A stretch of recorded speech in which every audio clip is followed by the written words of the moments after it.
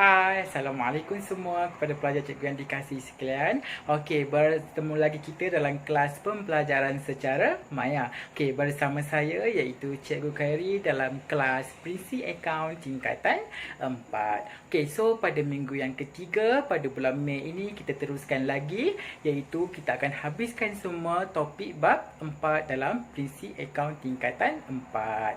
Okey pelajar, cikgu harap kamu faham di atas penerangan cikgu dalam video ini. Okey pelajar, jom. Okey, baiklah kelas. Okey, pada minggu yang ketiga kelas Prinsip Akaun tingkatan 4. Okey, so pada minggu yang ketiga kita teruskan lagi dengan part yang keempat iaitu buku catatan pertama.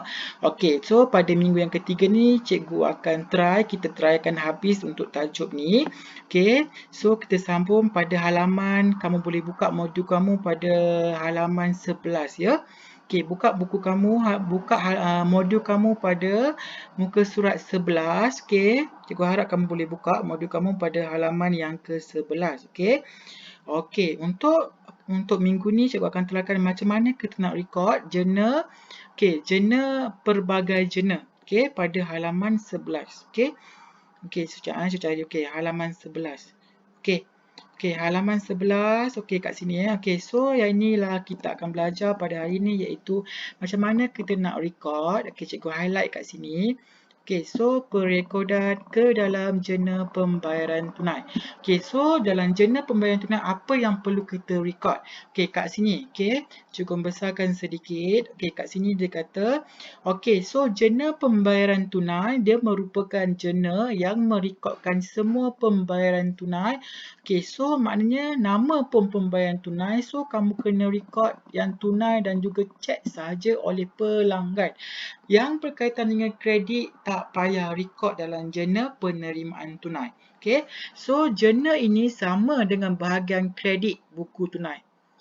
Bahagian kredit buku tunai, cuma bakinya sahaja tidak ditunjukkan. Okey, sumber dia ialah ni lah. Kamu akan dapat daripada buku tunai, memo, okey, receipt, and then voucher bayaran, and then keratan cek dan juga maklumat debit. Okey. Okey, so maknanya sumber maklumat kamu akan dapat daripada sinilah. Okey, receipt, buku tunai semua Okey, so kamu tengok kat sini lah cikgu nak kamu jawab soalan nombor 1 ni. Okey, ini senang je dia berkaitan dengan penerimaan tunai. Kamu kena buat jurnal penerimaan tunai. So maknanya kalau kamu dapat invoice, dapat receipt, maknanya itu merupakan pembayaran tunai. Kamu record dalam jurnal pembayaran tunai lah. Okey, seterusnya kita pergi kepada halaman. Okey, ini contoh dia.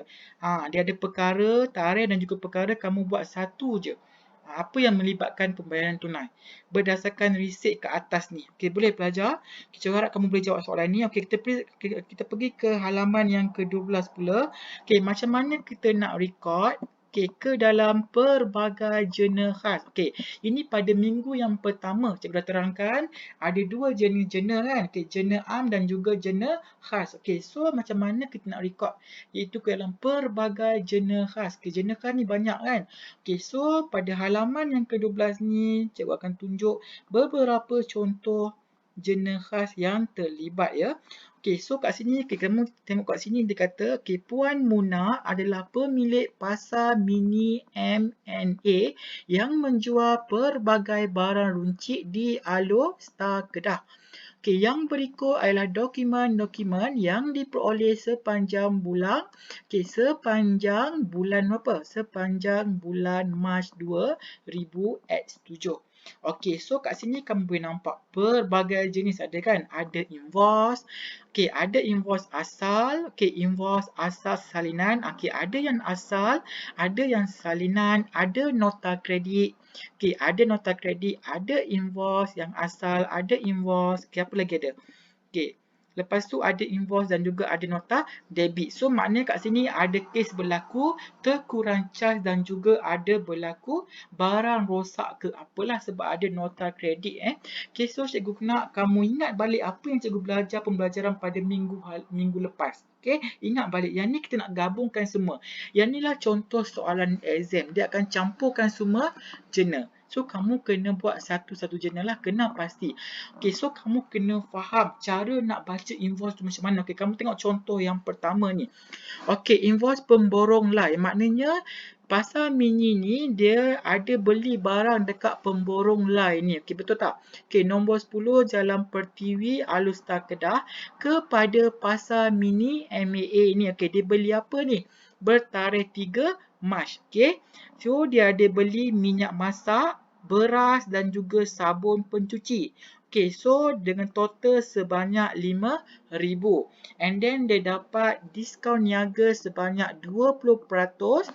So, RM1,000 jumlah dia sebanyak RM4,000. Okay, ni invoice yang asal. Dia beli barang minyak, beras dan juga kan. Okay, so yang kedua ialah invoice. Okay, bernombor 600. Okay, bertarikh 5 Mac. Okay, Pasar Mini dia beli apa? Minyak masak seri RM25. Jumlah dia ialah 500. And then beras siam sebanyak 10 kilo dengan harga 60, RM1,200. Okay, so ada diskaun niaga juga. Okay. Okay, boleh faham?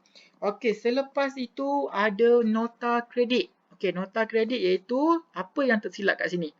Okay, sabun pencuci ekstra dipulangkan kerana rosak. Okay, kat sini dia nyatakan ada barang rosak iaitu sabun kan. Okay, so ada nota kredit yang disediakan sebanyak 20. Harga satu unit banyak 5 kuantiti yang rosak. Okay, 5 so darab dengan 20. Iaitu invoice bila ni? Kamu tengok kat sini ialah invoice yang asal ni. Sebanyak satu dia beli. Okay. 1,200 kan. So, dia tolak dengan diskaun niaga sebanyak 20%. So, 20. So, RM80.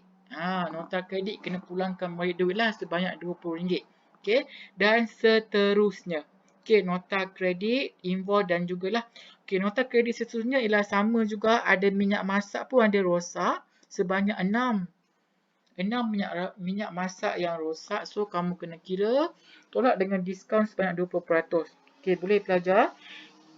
Okey, seterusnya ada invoice lagi dan juga nota kredit dan seterusnya. Okey, so yang ni cikgu nak terangkan kat sini macam mana kita nak record dalam jurnal. Okey, so ada 1, 2, 3, 4, ada 5 jurnal yang kamu kena sediakan. Yang pertama ialah jurnal jualan. Okey, jurnal jualan. Kenapa kita kena ada jurnal jualan? Jurnal jualan. Jualan ni melibatkan siapa? Jualan melibatkan siapa?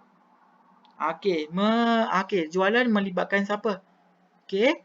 Okey, so kat sini ialah dia kata okey, perabot, kedai perabot iaitu beli perabot secara kredit. Okey, mana yang terlibat dengan kredit? Okey, kamu tengok kat sini ialah dia beli minyak masak, okey, semua ni kan. Okey, minyak masak semua. Okey, faham? Ini contohlah, contoh dia rekodkan semua ni maklumat ni. Okey, boleh? Okey, so okey, dia beli terkurang. Okey, yang ni pemborong, okey, perabot secara kredit. Yang ni dia tambahlah. Kalau jurnal am ni, ingat, jurnal am dia melibatkan iaitu kredit. Dia beli secara kredit. Okey, belian perabot secara kredit. Okey, so yang kedua ialah, kamu tengok kat sini ialah jurnal belian. Okey, jurnal belian. Okey, kamu tengok tarikh kat sini ada pemborong lai. Okey, nombor invoice kamu tengok kat sini ialah berjumlah RM4,000. Perniagaan putra. Ambil je semua yang melibatkan belian. Record semua sini. So, akan wujud kat sini ialah akaun. Okey, belian. Okey, akaun belian nantilah kamu nak masuk dalam akaun nanti.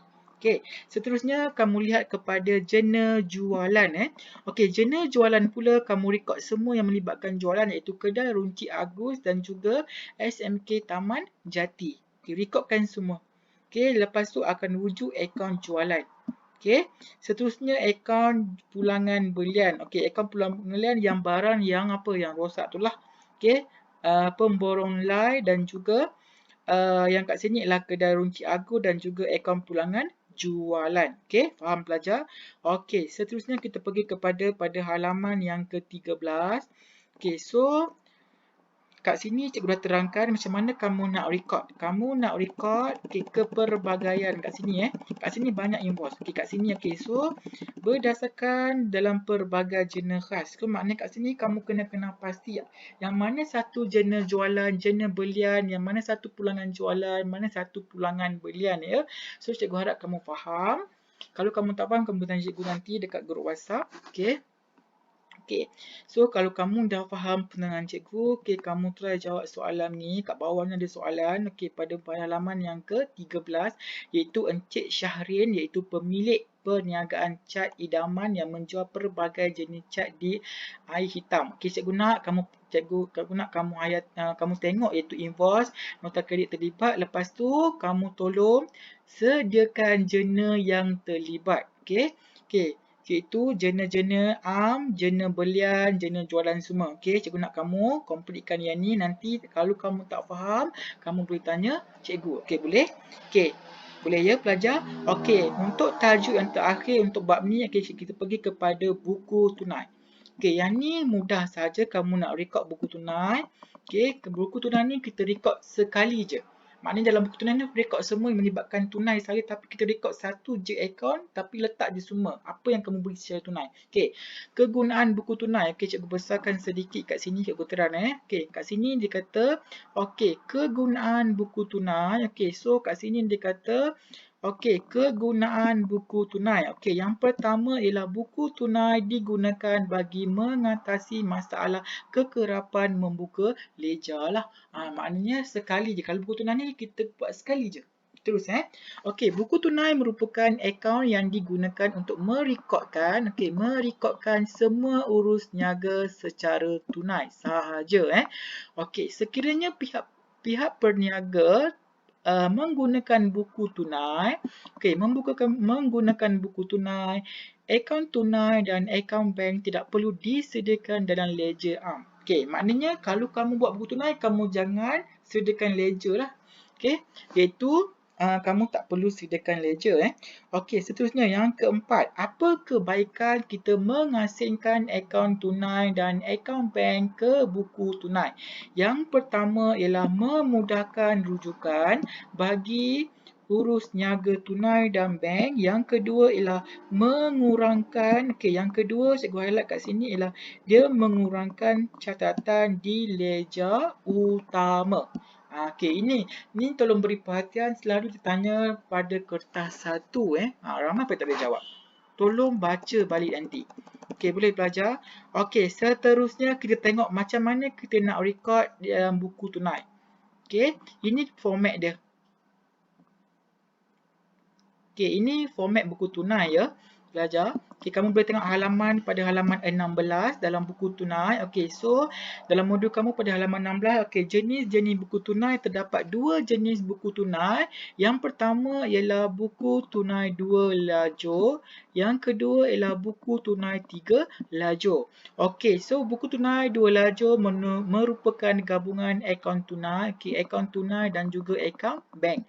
Yang kedua ialah dia melibatkan akaun tunai, akaun bank dan juga akaun diskaun.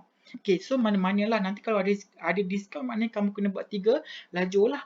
Ini dia punya format buku tunai 3 lajur lah. Kamu tengok kat sini ialah first ada tarikh, ada butiran, ada diskaun diberi, tunai, bank dan ada tunai, bank. So di sebelah kredit ada tarikh, butir, diskaun, tunai dan bank. Maknanya 3 lajur lah. Kamu kena record tu, cikgu kata kena buat sekali je. Boleh pelajar? Ini ialah kita rekodkan penerimaan tunai. Ingat, di sebelah debit ialah kita rekod penerimaan. Maknanya duit masuk lah di sebelah debit ni. Manakala di sebelah kredit ialah kita rekod pembayaran. Maknanya duit keluar. Ingat, dalam buku tunai, belah debit duit masuk, belah kredit lah duit keluar. Boleh pelajar? Ini contoh dia. Kamu boleh tengok bawah ni ialah contoh. Ni. Ini contoh kita nak rekod. Cikgu besarkan sedikit. Ini contoh kita nak rekod urus niaga ke dalam buku tunai. Ni contoh lah. Dia bagi tahu ni urus niaga berikut diambil daripada buku kedai Irma. Yang ni ada buku, ada baki semua, kamu boleh baca balik nanti. Fahamkan semua ni maklumat dia bagi tahu. Cikgu nak kamu kaji balik. dalam buku tunai ni berdasarkan dia punya item yang dia bagi dalam buku kedai ni. Kedai buku Irma ni. Okey, so ada di sebelah, ingat, di sebelah debit merupakan penerimaan. Penerimaan duit lah. Manakala di sebelah kredit ialah pembayaran. Okey, boleh ingat. So, cikgu nak kamu kaji balik mana yang kamu tak faham, nanti kamu boleh tanya cikgu. Okey, tanya cikgu dalam grup WhatsApp. Okey, boleh? Okey. So, kita kaji balik kat sini lah. Apa? Okey, boleh. Apabila kamu dah faham buku tunai, cikgu nak kamu try jawab soalan pada halaman 17 sampai halaman 19. Okey. So, cikgu harap kamu faham dan kamu boleh jawab soalan ni. And then, kalau ada sebarang permasalahan, boleh terus WhatsApp cikgu dan cikgu akan jawab persoalan kamu. Okey, so untuk pembelajaran pada minggu ketiga ialah tajuk ni dah habis. Okey, so nanti pada bulan 6 kita akan masuk iaitu tajuk yang kelima. Okey, so cikgu harap kamu faham. Nanti untuk tajuk yang kelima kita nak pindahkan jurnal ni kepada ledger. Kita nak pindah balik. Okey, so pada minggu hadapan kita akan buat peperiksaan lah macam biasa pada minggu yang keempat. Okey, so cikgu ucapkan terima kasih dan selamat maju jaya dan cikgu harap kita akan berjumpa lagi pada minggu hadapan. Sekian, terima kasih. Assalamualaikum.